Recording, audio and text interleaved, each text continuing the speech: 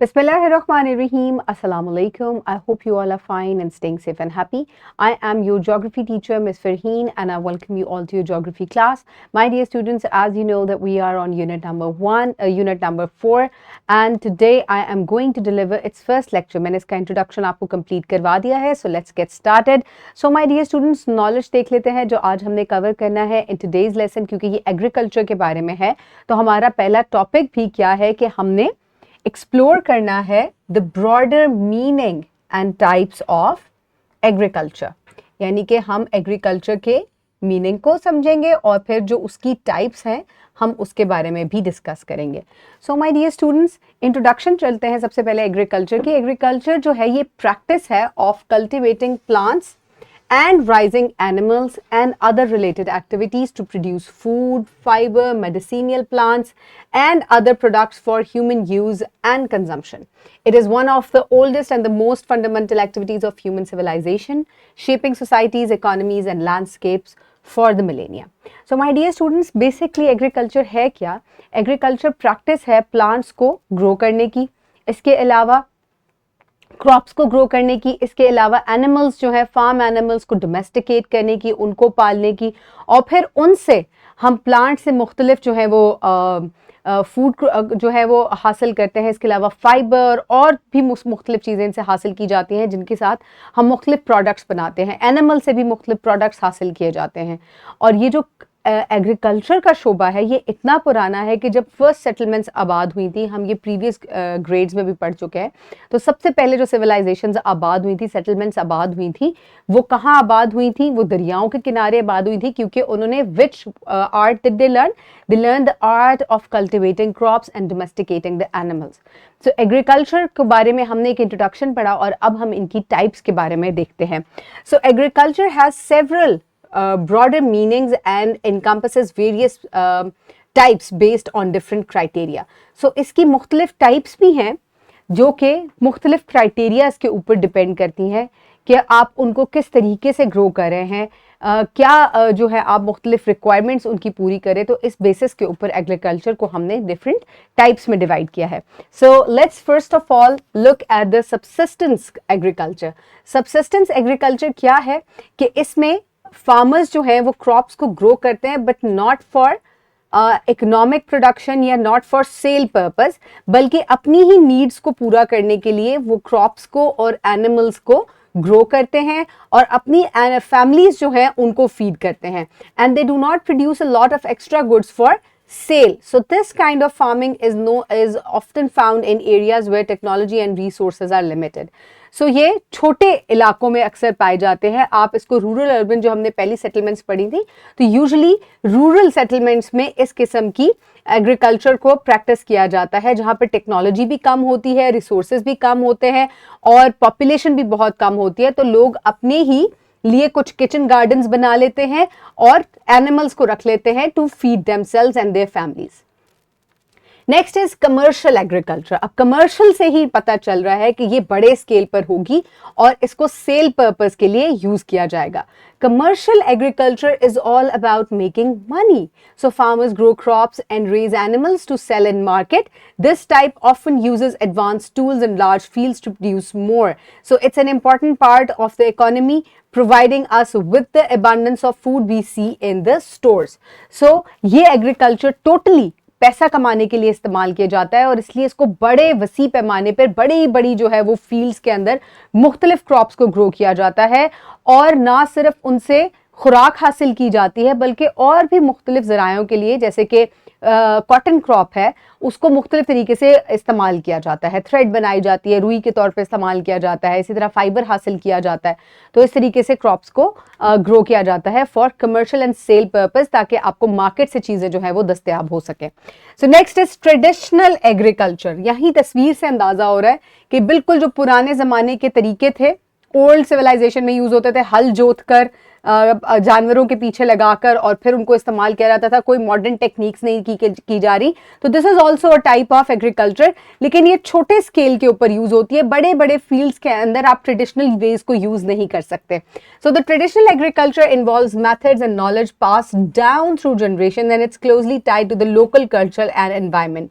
सो किस एनवायरनमेंट में और किस कल्चर से आप बिलोंग करें, लेट्स सपोज अगर हम पाकिस्तान की बात करें तो Pakistan is an agricultural country, और अगर आप देहातों में जाएंगे, रूरल सेटलमेंट्स में जाएंगे, तो वहां अक्सर आपको यही जो generation to generation pass on हुआ हुआ तरीका एग्रीकल्चर को करने का, टेक्निक्स जो है वो उन्हीं को इस्तेमाल किए जा रहे, कोई उसके अंदर जो है वो मॉडर्न टेक्निक्स को बहुत ही कम इस्तेमाल किया जाता है। Next is organic farming. ये एक बहुत ही अच्छा तरीका है और इसको हम एक तरीके से सस्टेनेबल फार्मिंग भी कहते हैं। इसको अभी हम अगले टॉपिक से भी कनेक्ट करेंगे। तो ऑर्गेनिक फार्मिंग दरअसल क्या है, पिक्चर में आप देखें क्या लिखा है कि this is an organic farm, do not spray, do not no organic, यानी कि आप इधर ना स्प्रे करेंगे, फिर मुख्तलिफ जमानों में उन्होंने उसको ट्रांसलेट किया हुआ है, यानी कि यहाँ पे मौजूद जितने भी क्रॉप्स हैं उनके ऊपर कोई पेस्टिसाइड स्प्रे नहीं किए जाते। इसके अलावा जो फर्टिलाइजर यूज किया जाता है दैट इज टोटली ऑर्गेनिक, जो कि डेड प्लांट्स और एनिमल्स से ही हासिल किया जाता है। सो इस वजह से ये तमाम जो हैं केमिकल से और हार्मफुल चीज़ों से पाक हैं।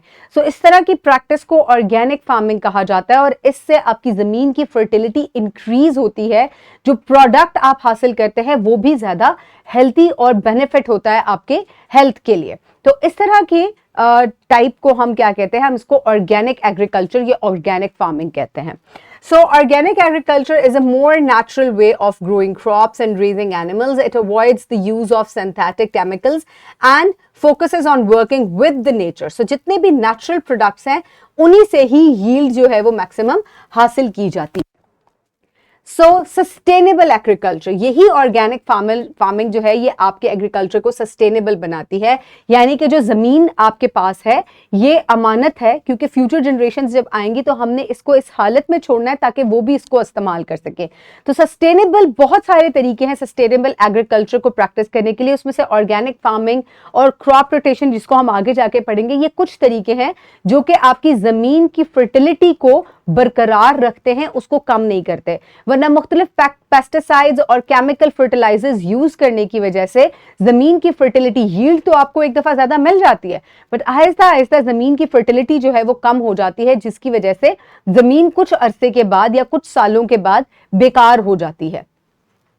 So sustainable agriculture is all about finding a balance between producing food and taking care of the planet. So आप इस तरीके से इसको इस्तेमाल करें ज़मीन को कि ना सिर्फ आप अपनी ज़रूरत को पूरा कर सके बल्कि अपने घर का ख्याल भी, यानी कि अपनी ज़मीन का ख्याल भी रख सके। So next is urban agriculture. This is also a part of agriculture or a type of agriculture, जिसमें urban areas में किस तरीके से हम agriculture को modern technologies के साथ practice कर सकते हैं, that is urban agriculture. Urban agriculture happens right in cities and towns. People grow food in small spaces like rooftops and community gardens.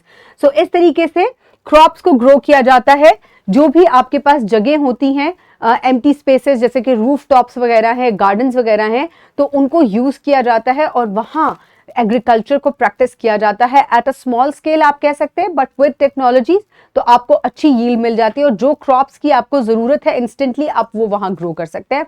So this type of agriculture is known as urban culture. Next is precision agriculture. अब precision agriculture क्या है, जिसमें technology जो है वो आपकी agricultural practices के साथ जो है वो मर्ज कर जाएगी। Precision agriculture uses technology like satellites and remote sensors to make farming smarter. कहाँ स्प्रे की जरूरत है, कौन सा एरिया जो है वहां ऑलरेडी पानी यूज हो चुका है, कौन सी क्रॉप्स जो है वो किस हालत में है, इन तमाम को डाटा की मदद से और रिमोट सेंसिंग यानी कि एरियल पिक्चर्स के जरिए जो है रिकॉर्ड किया जाता है और इस तरीके से मॉनिटर किया जाता है। तो इसको हम प्रिसिशन एग्रीकल्चर कहते हैं। इससे यील्ड भी हो जाती है ज्यादा और आपको स्मार्ट तरीके से आप चीजों को हैंडल कर पाते हैं। Next is aquaculture. एक्वा मतलब वाटर, यानी कि जो एग्रीकल्चर पानी के अंदर प्रैक्टिस किया जाता है that is known as aquaculture. Aquaculture is like farming but in water. People raise fish, shellfish and plants in ponds or tanks. अब फार्मिंग जो है या एग्रीकल्चर जो है it is a broader name. इसमें हम ना सिर्फ क्रॉप्स को ग्रो करने की बात करते हैं, बल्कि एनिमल रेयरिंग जो है उसकी भी बात करते हैं। ये हम छोटी क्लासेस में भी पढ़ चुके हैं। सो ये इट्स अ ब्रॉडर टर्म। तो जब मैं एग्रीकल्चर की या फार्मिंग की बात करती हूँ तो इसमें दोनों चीजें आ जाती हैं। अब एक्वाकल्चर भी एक ऐसा ही तरीका है जिसको पानी में प्रैक्टिस किया जाता है। बड़े बड़े पॉन्ड्स या तालाब बनाए जाते हैं जिसमें फिशेस को रखा जाता है, शेल फिशेस को रखा जाता है, यानी कि जो सी फूड आप इस्तेमाल करते हैं उनको आप खुद कल्चर कर सकते हैं, पाल सकते हैं, और फिर उसको आप इकोनॉमिकली या आप उसको बेच भी सकते हैं। और इसी तरह से कुछ प्लांट्स हैं जिनको पानी में ग्रो किया जाता है और इस तरीके से आप जो है उसकी अच्छी यील्ड ले सकते हैं। So this is a modern technique और इस टाइप को कहा जाता है एक्वाकल्चर, क्योंकि ये पानी में ग्रोथ हो रही है चीजों की।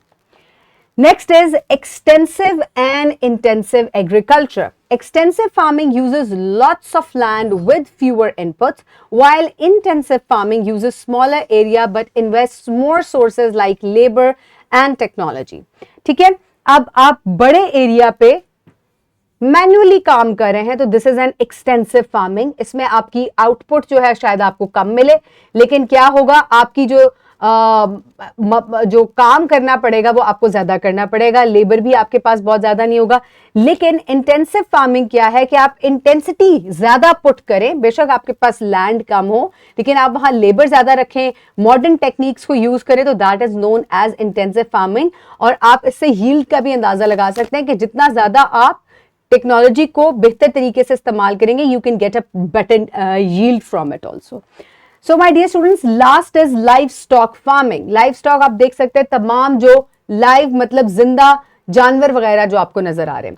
Live stock farming also known as animal husbandry involves the raising and management of animals for various purposes including meat, milk, egg, wool, leather and other byproducts. So it's a crucial component of agriculture that provides essential animal derived products for human consumption and industrial use. So livestock farming practices can vary wildly depending on the type of animals being raised and the specific goals of the operation. So अब livestock farming क्या चीज है? ये है जानवरों को पालना और बड़े बड़े फार्म्स में रखना और फिर लोगों की जरूरियात पूरी करना, चाहे उनको अंडे चाहिए, दूध चाहिए, वूल चाहिए, इसके अलावा लेदर चाहिए, क्या चाहिए, आप उस हिसाब से जो है फार्म्स को डेवलप करते हैं और जरूरियात के हिसाब से वो पूरा कर लेते हैं उनको। So this is also a very important part of agriculture and a type of agriculture. और अब आप देखें कि एग्रीकल्चर में सिर्फ पौधे नहीं होते, सिर्फ क्रॉप्स नहीं होती, बल्कि जानवरों को जो डोमेस्टिकेट करके और उनसे जरूरियात आप अपनी पूरी करते हैं, that is also a part of agriculture. So for practice you can download this worksheet from the description box below this video और you can get it in print from by your teacher. Pause the video and quickly finish the worksheet.